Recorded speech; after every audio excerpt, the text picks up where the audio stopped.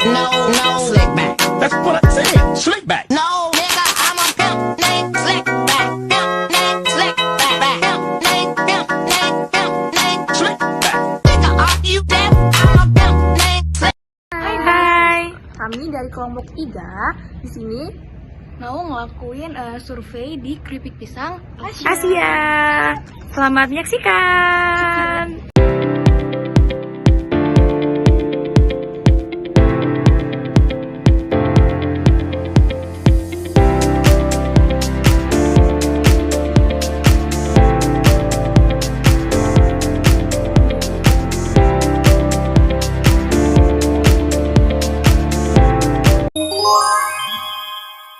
Assalamualaikum warahmatullahi wabarakatuh. Jadi di sini kami sedang berada di UMKM terdekat dengan bersama pemilik UMKM, dan di sini boleh perkenalkan diri dulu, Pak. Ya baik, nama saya Supriyadi, saya UMKM dari Keripik Asia. Dan di sini kami sedang berada di UMKM yaitu Keripik Asia, Pak. Jadi di sini kami ingin bertanya-tanya, Pak, mengenai UMKM ini gitu. Di sini saya ingin bertanya, Pak, hal apa saja yang mempengaruhi cost produk itu sendiri, Pak? Melalui pertanyaan yang pertama yaitu tentang bahan baku, Pak. Dari UMKM ini bahan baku apa saja yang digunakan, Pak, untuk menciptakan suatu produk itu sendiri, Pak? Bahan baku itu dari berbagai jenis pisang, buah pisang, dan buah nangka. Kalau boleh tahu, Pak, itu pisang apa yang bisa digunakan untuk menciptakan produk itu, Pak? Pisang tersebut tentunya pisang yang banyak di daerah Lampung sendiri, pisang kepok, baik Manado, kepok kuning, dan pisang mulu. Kalau ada hal yang membuat produk itu jika menggunakan pisang selain itu nggak, Pak? Misalkan kayak produknya agak sedikit perbedaan rasa atau seperti apa gitu, Pak? Kemungkinan ke depan kita akan bervarian di luar jenis pisang tersebut. Oh, baik. Pak, pertanyaan yang selanjutnya yaitu mengenai tenaga kerja, Pak. Jadi di UMKM ini memiliki tenaga kerja berapa sih, Pak? Dan apakah tenaga kerja tersebut dari luar atau ada yang dari keluarga gitu, Pak? Untuk SDM ataupun tenaga kerja sendiri kita ada sekitar 6.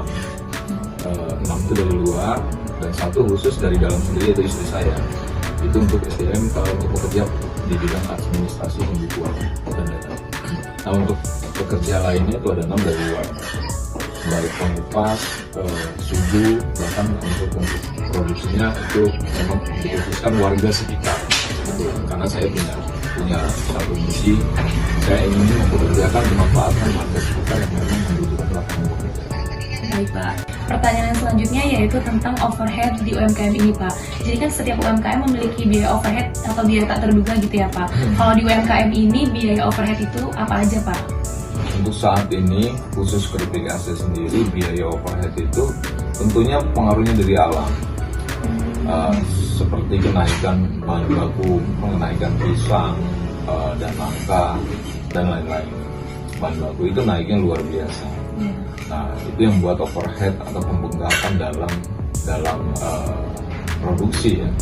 Dan juga kenaikan dari listrik sendiri, bukan listriknya yang naik, memang pemakaiannya yang cukup banyak, sehingga mengakibatkan salah satu hal yang membuat Keripik Asia sendiri mengalami yang disebut overhead produksinya. Baik, Pak. Dalam biaya overhead ini apakah berpengaruh terhadap harga jual produksi ya, Pak? Sangat berpengaruh. Saat ini biaya sangat tinggi, biaya bahan baku, biaya produksi itu cost biayanya tinggi. Akan tetapi kita punya beberapa rekanan yang memang harganya saat ini kendala sulit untuk dinaikkan, termasuk kayak reseller, toko-toko rekanan. Maka salah satu jalan adalah bagaimana kita secara user pribadi aja menaikkan itu sendiri. Baik, Pak. Oke, Pak, untuk pertanyaan selanjutnya ini mengenai gaya distribusi. Kalau di Keripik Asia sendiri ini, dia ada pendistribusian ke toko tertentu atau ke pelanggan tertentu atau enggak sih, Pak? Di Keripik Asia sendiri untuk kerjasama tentunya ada, baik ke toko-toko yang ada di Lampung sendiri ataupun di luar Lampung. Nah, di situ tentunya ada budget, ada biaya. Pendistribusian itu tentunya biaya, cost biayanya semacam nggak jauh-jauh seperti iklan, seperti apapun itu ada biaya. Tetapi kalau kita pengiriman, tentunya biaya itu sangat kecil karena terkadang rekanan kita yang menanggung daripada kos biaya tersebut gitu. Kita hanya mengirimkan saja, mengantarkan saja, tapi ada kos biaya antar, ada biaya paket dan segala macam. Itu ditanggung pembeli. Termasuk biaya pengemasan juga ya, Pak? Ya pengemasan, kalau biaya pengemasan pemakingan ya. Iya. Kalau untuk pemakingan itu kita keripik Asia sendiri itu making sendiri ya. Nah, selanjutnya ini pertanyaan mengenai biaya pemasaran, Pak. Karena di keripik Asia sendiri kan dia bekerja sama dengan mitra lain, bekerja sama dengan toko lain gitu ya, Pak ya. Nah, Iya. untuk biaya pemasarannya sendiri itu ada apa aja sih, Pak? Nah, kalau untuk biaya pemasaran itu kayak contoh konsinyasi ya. Konsinyasi ke toko-toko baik di Bandar Lampung, di Lampung ataupun di luar Lampung. Tentunya ada biayanya berupa diskon. Contoh gini, kalau masuk ke toko harganya reseller. Nah, tentunya ada pemotongan sebesar 5-10%. Nah, itu yang dipotong di toko dan itu kerjasama untuk mereka, gitu, untuk toko. Tapi kalau untuk branding produk tentunya biayanya cukup besar. Branding produk itu mengangkat nama brand kita sendiri. Nah, itu biayanya, kalau saya biasanya begini, penjualan di 1 bulan, maka dikurangi 10% itu loh untuk biaya. Itu udah termasuk biaya untuk iklan itu nggak sih? Iya, untuk iklan. Kita harus korban dengan, kalau kata orang Cina, bakar uang. Untuk biaya itu sampai 5, 10, 15, 20% itu ribuan. Kalau untuk periklanannya sendiri ini Bapak menggunakan sistemnya gimana? Atau pakai sosial media? Pakai. Saya sempat pakai IG, pakai jasa orang lain, jasa IG. Itu nggak masalah pakai bulanan. Saya sempat pakai berapa lama? Cukup lama. Sudah itu saya pakai influencer juga. Udah sempat ini influencer ya, Pak ya? Sudah. Berarti sangat terkenal sekali keripik Asia ini, Pak ya? Nah, ini mengenai biaya administrasi, Pak. Yaitu mengenai pajak dan izin usaha. Kalau di keripik Asia sendiri ini gimana, Mas? Kalau izin usaha itu memang kita dari awal harus punya PR di SKU segala macam itu harus ada. Dan itu pada saat itu program pemerintah kita tanpa bayar. Dulu ada promosi? Ada program pemerintah sampai halal, masih ada sampai sekarang. Baik BUMN, pemerintah sendiri itu kadang-kadang untuk kemajuan UMKM itu disupport. Jadi tidak ada biaya sama sekali, kecuali pajak ya. Tapi UMKM itu kalau masih penghasilannya di bawah 500 juta, dia tidak ada pajak. Oh, jadi tanpa pajak ya, Pak ya? Iya dong. Siapa? Kalau kan kita kerja sama mitra nih, Pak. Iya. Nah, itu kita nyumbang pajak dulu nggak sih? Pasti kita nyumbang. Kayak contoh saya bermain dengan toko besar ya, salah satu toko yang ada di Bandar Lampung, toko oleh-oleh. Si toko tersebut kan pasti bayar pajak. Nah, cara kita membantu pajak mereka di mana kita memberikan potongan harga. Ada pemotongan dari produk kita ya, Pak? Iya, itulah caranya. Makanya mereka minta itu sah-sah. Oke. Oke Pak, pertanyaan selanjutnya dari saya. Untuk membangun usaha UMKM ini, Bapak itu terinspirasi dari apa? Atau melihat dari sebelumnya tuh melihat dari mana gitu? Oh, lebih tepat saya katakan inspirasi dan motivasi ya.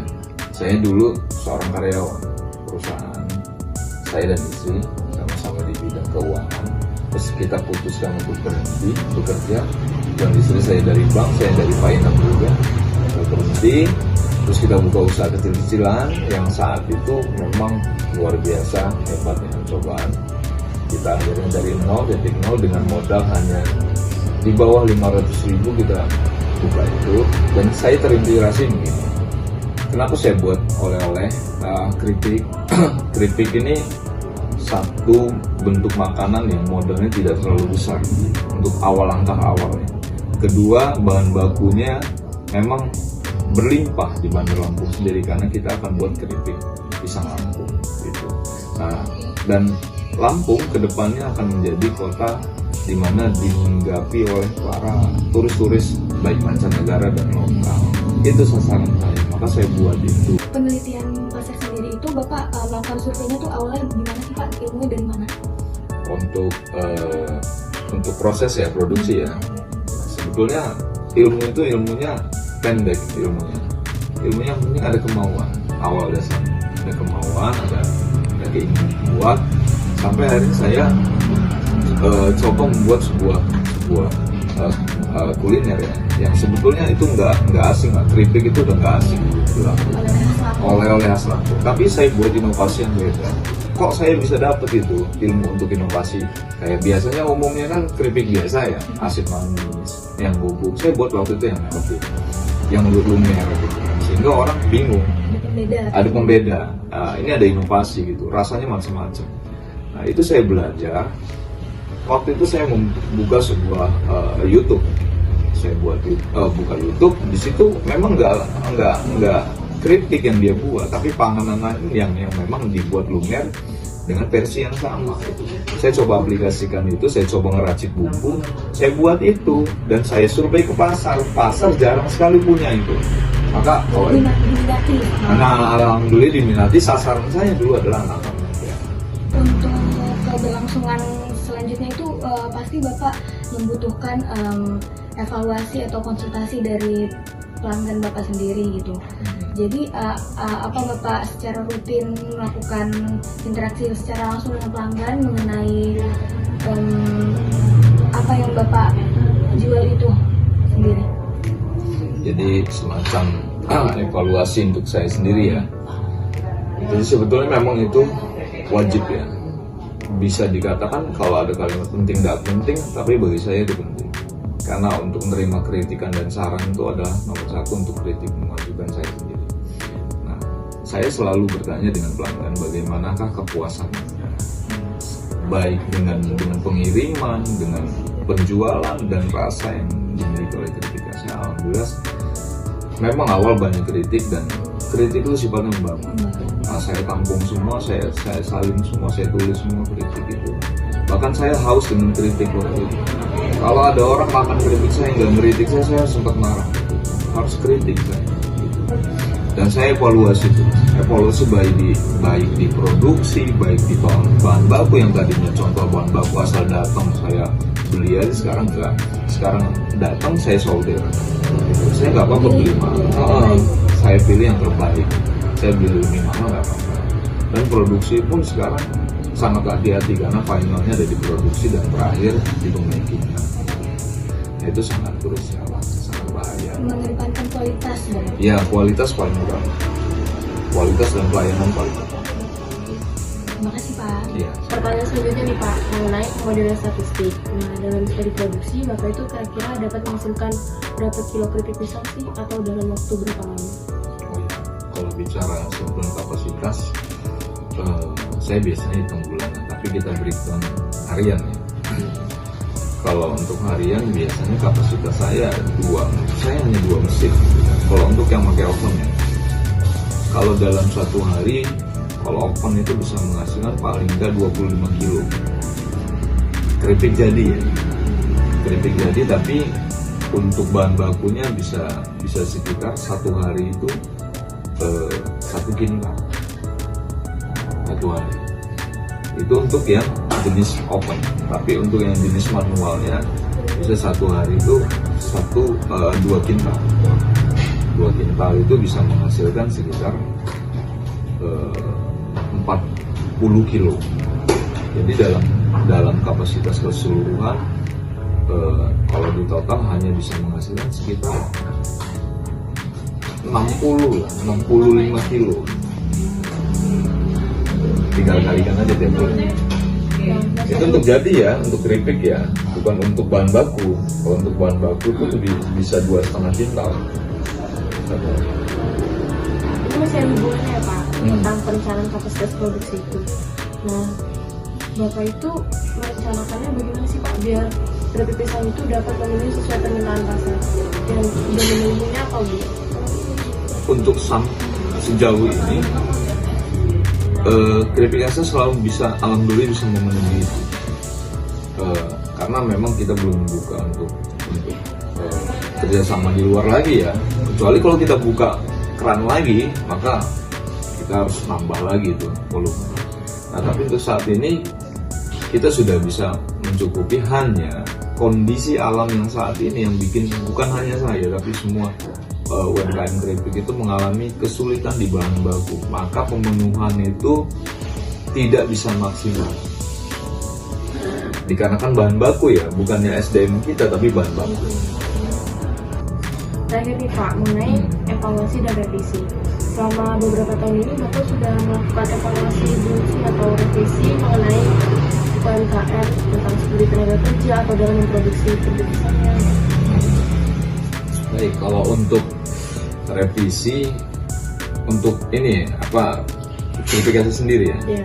Verifikasi sudah melakukan revisi berkali-kali, baik dari kemasan, baik dari kerjasama, baik dari SDM. Itu kita sudah melakukan revisi. Contoh revisinya begini. Kemasan yang tadinya bentuknya seperti ini kita rubah lebih cantik. Kemasan yang tidak ada logo, lampunya kita pakaikan logo lampu. Kemasan yang tadinya ada nomor telepon kita ganti semua, tidak ada nomor telepon dan alamat, hanya Asia aja. Nah, evaluasinya kita ini ingin menjadi yang lebih baik, gitu. Selalu jadi lebih baik lagi, dan kita bagaimana caranya ke depan itu keripik Asia ini bukan hanya bekerja sama dengan toko-toko, tapi bisa bekerja sama dengan pengusaha-pengusaha yang ada di luar negeri, bisa ekspor itu. Berarti Bapak kira-kira udah buka berapa cabang ya tadi untuk di sekitar Sumatera atau udah sampai keluar Jawa? Kalau untuk di Sumatera kita sudah ada janji, kita ada di Bengkulu, dan insya Allah kita buka juga reseller ya, tapi reseller kita buka juga di Palembang sudah ada, dan Pulau Jawa insya Allah keinginan besarnya kita buka di seluruh Pulau Jawa. Mungkin itu saja Pak dari kami. Maaf ya Pak udah ngerepotin semua di sini. Kita berdoa aja buat keripik Asia ini lebih maju. Terus yang tadi Bapak bilang Bapak ingin buka cabang di tempat lain. Sekian dari kami ya Pak. Terima kasih. Halo guys, oke, jadi kita tadi udah melakukan wawancara sama owner dari keripik pisang Asia. Nah, dari wawancara tersebut kita dapat menyimpulkan bahwa owner tersebut melakukan agregat dan juga forecast. Nah, owner keripik pisang Asia juga bisa mempertimbangkan beberapa faktor nih, seperti faktor permintaan pasar, tren industri, musim, dan kapasitas produksi. Dengan memahami dan mengelola biaya-biaya seperti biaya bahan baku, biaya tenaga kerja, ongkos pabrik, biaya distribusi, biaya pemasaran, dan biaya administrasi, dapat membantu UMKM ini untuk meminimalkan total cost produksi dan meningkatkan probabilitas mereka nih. Nah, untuk melakukan forecast dan juga agregat produksi, owner dari UMKM Asia ini mengikuti 8 langkah sebagai berikut. Yang pertama, analisis data historis, di mana owner tersebut menganalisis data historis untuk mengidentifikasi pola dan juga tren yang sedang relevan. Nah, yang kedua, melakukan penelitian pasar. Untuk apa? Supaya memahami survei pelanggan, analisis pesaing, dan juga pemantauan tren pasar. Kemudian yang ketiga, yaitu melakukan konsultasi dengan pihak pelanggan dan juga pemasok. Yang keempat, melakukan pemodelan statistika dengan regresi dan juga analisis data pelaku untuk membuat perkiraan produksi berdasarkan data historis dan juga faktor-faktor produksi yang sudah ada. Yang kelima adalah merencanakan kapasitas produksi berdasarkan hasil forecast dan juga memastikan bahwa mereka dapat memenuhi permintaan pasar dan efisien sesuai dengan periode tertentu. Nah, yang selanjutnya adalah melakukan evaluasi dan juga revisi terhadap fleksibilitas dan juga adaptasi untuk ketepatan perkiraan produksi. Oke, demikian adalah langkah-langkah agregat dan juga forecast yang telah kita lakukan langsung dengan wawancara kepada rekan-rekan. Sekian dari kami, terima kasih.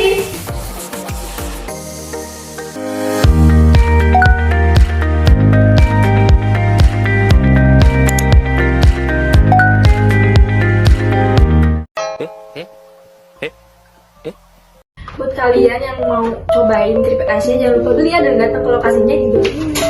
Keripiknya semua enak-enak, cobain.